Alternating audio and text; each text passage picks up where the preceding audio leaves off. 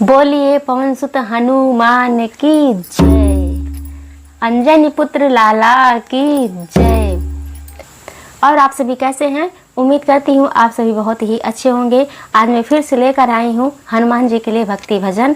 हनुमान जी के लिए एक भजन लेकर आई हूँ, उसको आप सभी सुनिएगा। लाइक कमेंट शेयर जरूर करिएगा। देखिए कोई जोर जबरदस्ती नहीं है, अगर अच्छा लगे तभी लाइक कमेंट करिएगा और ना अच्छा लगे तो कोई बात ही नहीं है। चलिए हम ज़्यादा बातों में ना उलझा करके हम आप सभी को भजन सुनाते हैं और भजन कैसा लगा ज़रूर बताइएगा, ठीक है। चलिए शुरू करते हैं।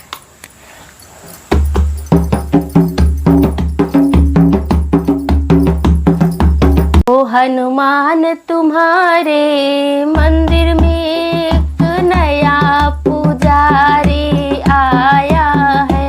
हनुमान तुम्हारे मंदिर में एक नया पुजारी आया है। एक नया पुजारी आया है। एक नया पुजारी आया है।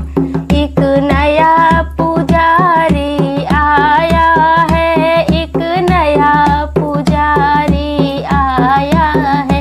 हनुमान तुम्हारे मंदिर में एक नया पुजारी आया है। एक नया पुजारी आया है, वो लोटे भर कर लाया है। एक नया पुजारी आया है, वो लोटे भर कर लाया है। वो लोटे